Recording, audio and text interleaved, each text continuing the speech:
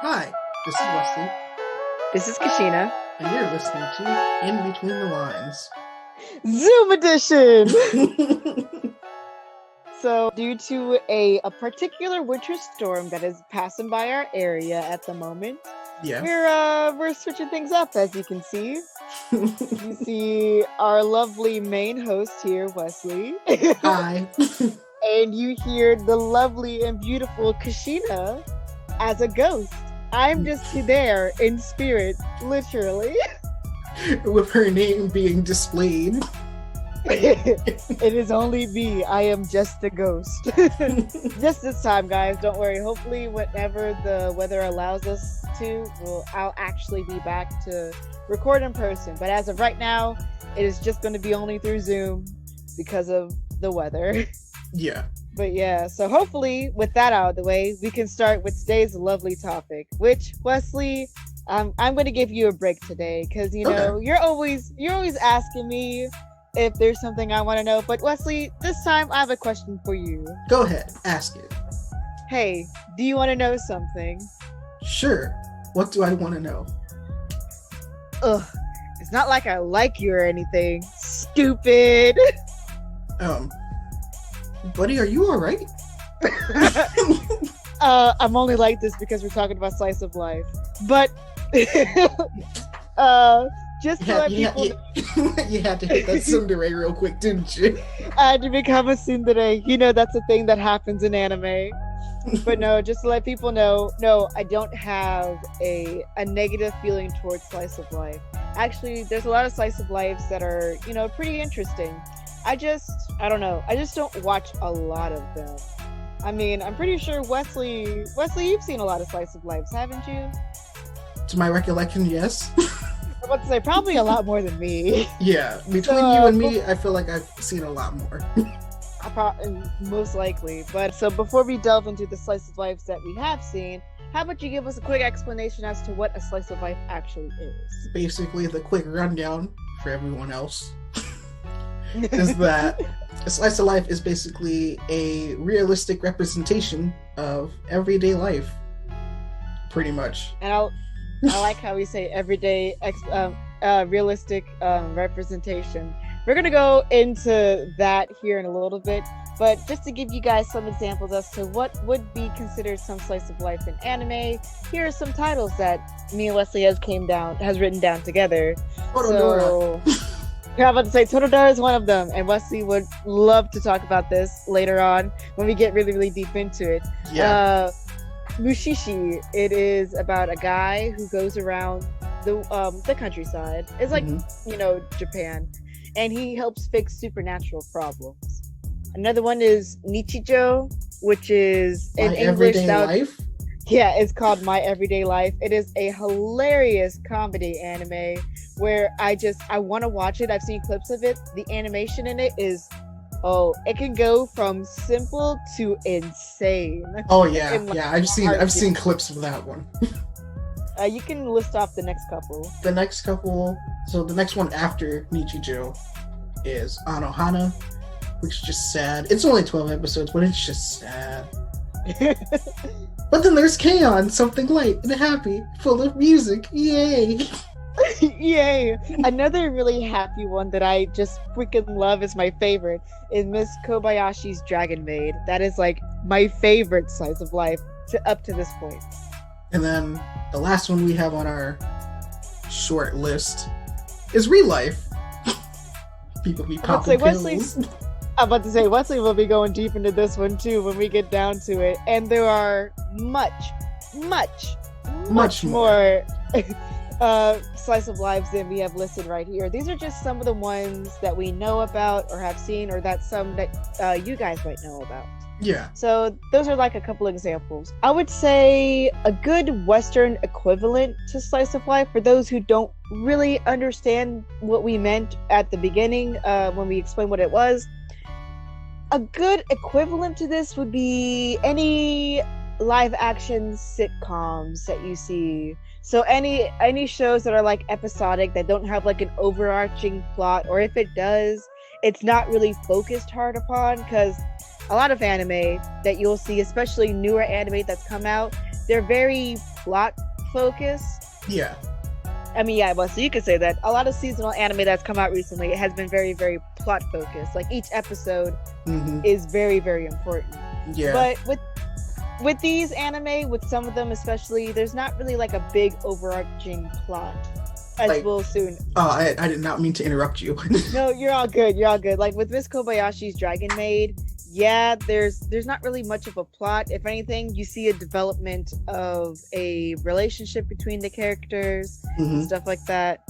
But there's not like a big, like, you know, oh, this evil king is coming to destroy us and they have to. No, it's none of that. Yeah. It's none of that. The thing I was going to say was that, like, for like the Western equivalent to what we're talking about would be something kind of like Full House, or I don't know, The Sweet Life of Zack and Cody. Why not? I'm about to say Sweet Life of Zack and Cody, Friends, Big Bang Theory, Ned's Declassified. Ned's Declassified. Oh my god, that show. Yeah. A Dog with a Blog, Austin and Ally. Basically, any live action Disney show that you've seen back when you were like a kid, that's most likely would be the best equivalent to slice of life. Yeah. So, another big question you might be asking to yourself is, what's the difference between the media? Oh boy, me and Wesley can tell you there is a huge difference between slice of life and live action sitcoms. Go ahead, Wesley. What are some of the differences? Well, obviously animation is for one. Oh, definitely. And, you know, it's basically on the way that it's delivered. So, mainly for anime, it's through the voice acting, through the colors being portrayed, through the way how the animators portray everything. Whereas with more live action type things, it's more dramatic, more not simple, but, you know, pulls more on your heartstrings with the dramatic performances of everyone.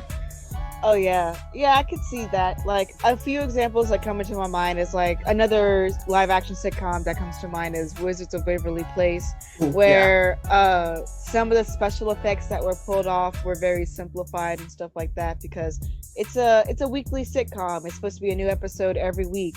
But when it comes to anime, they can pull off the special effects differently. They can make things look different. Angles could be dramatic and stuff like that. However, with stuff like this, it's not like that. And another thing that I like about a difference with slice of life from real life live action sitcoms is it's not just focused on real life. That is supposed to be the primary thing about it. But it's supposed to be representing what these people's everyday lives are like. So you could be in a totally different fantasy world, like, for example, with Miss Kobayashi's Dragon Maid, or even better, Mushishi. That's a better example. Yeah. Where in this world, there are supernatural beings and ghosts and things that happen, and this is just the norm. And we're following a character his everyday life is to fix what is happening with these supernatural beings. Or even, real life. Because, like, with real life, it's been a way, the way how we're describing this all is basically like, think of it like this, we're like a fly on the wall. Yeah. And we're basically watching these people's lives unfold. So, like, I'm still going to go off of what I was saying before, like, in real life, basically, it's basically like if you had a bad life pretty much and you want to be like, oh, if I could go back to high school and I would change this and this, you'd be given the option by either signing a contract and then having to like take a pill that reverts you back to being a high schooler, and then going into a new high school and just trying to relive your life through that and making new friends and everything like that before your year was basically up. I see. So, yeah, I guess that's kind of like the little fantasy element within that. So. And I know some of people's arguments are going to be like, well, there were some fantasy sitcoms that came out as well, like Wizards of Waverly Place, Sabrina the Teenage Witch, Bewitched, and shows like that.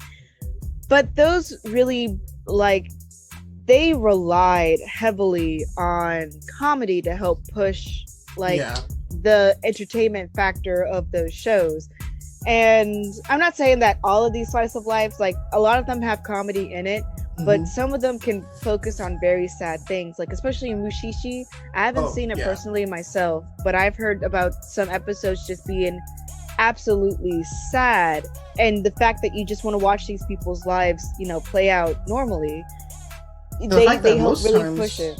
Most times when it comes to like shows like Anohana, Mushishi, and stuff like that, is that like, yes, it is sad, but it also conveys a hidden message like underneath it all. Yeah.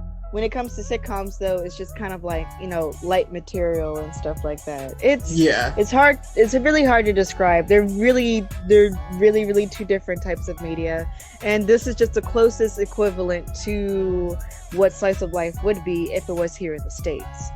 So, you know, after telling you this and after telling you that, it's basically just following the lives of these people.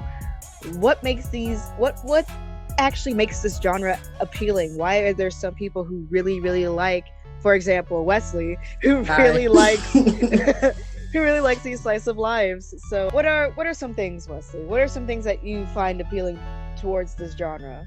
Well, so I'm gonna start off with K-On! Because I kind of got started with that one. The reason why I like it is because, I mean, yes, it's a moe, but that's not really why I was into it. I was into it for the music. Oh, for just a quick explanation, moe anime is basically, imagine cute characters doing cute things. That's what moe means. Yeah. Sorry, yeah. Yeah, I'll just throw out what that terminology meant. It's all good. Because, like, basically with K-On!, it's basically these girls who want to form a band. And, you know, they come together, they form a band, they buy their own instruments, they know how much each one costs. And, you know, and it's interesting to see their whole thing unfold, because, like, they want to go to a Budokan, and even though in Japan you have to be a certain age to actually enter into a Budokan, but them playing for their school is technically their Budokan. Gotcha. I guess I should probably figure out what Budokan is. It's basically, isn't it kind of like a festival? I think more toward like, I think it's kind of like a school, not a school festival. It's like a music festival, some sort, for like amateur musicians. Yeah, I haven't heard much about it. I have to look more into it to really tell you what it actually is. But that's what it sounds like to me. Yeah, I only knew about it because they kept saying Budokan every time, and I'm like, what the heck is that? Then they were like, it's a festival, and I'm like, that's interesting. That sounds interesting. And then you have something like Haruhi Suzumiya, which, you know, I don't know why I liked it. It was just interesting because you're following this dude who's like, he doesn't want anything to do with people, I guess. He just wants to live his normal everyday life, and then this random chick shows up wearing different color ribbons in her hair every other day, and then she's like, yo, I don't like humans. And then she's like, I want to become friends. She's like, I want to become friends with an alien, a time traveler, and an Esper. Oh yeah, that's right. That the melancholy of Haruhi Suzumiya was like a roller coaster of in anime because of like how weird it was. But it was so good. There's some people to this day who like praise that as like the best anime of all time, and I'm just sitting in the back like, yeah, I haven't seen it yet, but I know it's crazy. I've watched it like twice. Oh my lord, I'm gonna have to watch it myself. I guess before I go into the slice of life that I have seen, one thing that I find very appealing about this, because like I said, I'm one who doesn't really watch these types of things. I watch a lot of not thought-provoking stuff, but I like a lot of like thrillers and stuff like that. So, you know, slice of lives to me are a little bit more mellow and calm and chill, and sometimes I'm just not looking into that. But things that really like excite me about it is just the animation, because especially for you, as an animation graduate, I really pay attention to these things. But before I even became an animation graduate, these were just some of the things that really sold me on this type of genre. Is it has to rely on the animation to help push the emotion, because you are looking at fictional characters living a fictional type of real life. Because some of these take place in schools, some of these actually do take place in real life locations in Japan. So what makes you connect to these? What's the one thing that makes you connect to these characters is the animation itself. Wesley, you can tell you from experience when it comes to some of the animations, the lighting really helps pull the emotions. Yeah. Especially because there are some times when I guess how should I put this? Because there are times when the scene is very chill, so you have some light blues thrown into the mix, where the scene is very heavy. Yeah. And then or when what? Oh, sorry. I was thinking of those you remember how I did that tsundere scene earlier? Yeah. Whenever I think of scenes like that, or whenever a girl is very starry-eyed for a guy, the scene turns all pink and has all the girly colors. You see the sparkles in their eyes and stuff like that. It really helps. It really shows that, oh man, this character is in love with this guy. I haven't personally seen Toradora, but is there any scenes like that in the anime? Yeah, because it's there's one where Taiga is trying to get with the student council president, and because he's the dude that she likes, and so she's she actually goes and confesses to him, and he's yeah, I'm not the guy you're looking for, and I'm dang, that kind of hurts. And then just Ryuji, because Ryuji's our male protagonist we follow. Yeah. And he likes the softball team captain. And she's very optimistic, kind of ditzy a little bit. And, she's she doesn't want to convey her feelings to Ryuji. Gotcha. And it's just what the heck? If you know you like the man, go and tell him you like him. But no. Because then she's no, you deserve Taiga. And I'm you don't realize that they're working together to get to you. But then everyone else is working together to get Taiga and Ryuji together. And I'm it's just what? A bunch of craziness. Pretty much. Don't even get me started, because there's a point where they just start throwing hands. And I'm oh. Oh my lord! Really? I'm gonna have to watch this now. I didn't know there was gonna be some action in this freaking anime. Neither did I, and I was "Yo, this is pretty good." But another thing that I kind of forgot to mention as we were going through this was the music, because we've mentioned music beforehand in some of our previous episodes. Yeah, music and anime and stuff like that. Yeah, and that's another thing that's also appealing, is that the music draws you in heavily. And I can say, I have one example of music really helping me really get through the anime. Again, I'm gonna go back to Miss Kobayashi's Dragon Maid. I'm pretty sure you guys can probably tell that this is my favorite anime when it comes to slice of life. Miss Kobayashi's Dragon Maid, whenever Kana is involved in anything, or we're really trying to push forward a very, very sweet and tender moment, you hear a very childlike, innocent song start playing, and it really helps push the fact that we're just going through this very innocent, sweet scene. And this whole time I'm thinking about Kana going to school, and I'm thinking about that little jingle that plays in the background. I love every single bit about it. It really helps push the innocence of that scene. I love everything about it. What's an example that you have? You're thinking really hard. Yeah. I know you're probably going to go back to K-On! Because that was a really music-based anime. Yeah, because I did because there's K-On!, which is very musically inclined, in which I had liked it, and you can see all the emotion behind everything that they do, even within the music itself. But the one thing that I had liked was in the Melancholy of Haruhi Suzumiya. And in that one, it's like the first couple minutes or the first couple seconds of when our main character Keon is going to the school, and you just hear this like upbeat melodic tone that just plays throughout, and the interesting thing is that it only plays when Keon is speaking. Oh, that's really interesting. And I'm like, it was good and it was catchy and it just got stuck in my head. And I'm like, why? Why do I keep thinking about this? And I had to go back and watch it again. And I'm just like, now I'm hooked on the show again, to the point where I had to go and watch the movie. And I'm like, oh my lord. I kind of want to watch it because I heard like this show was like very symbolic. Oh, I feel like it was.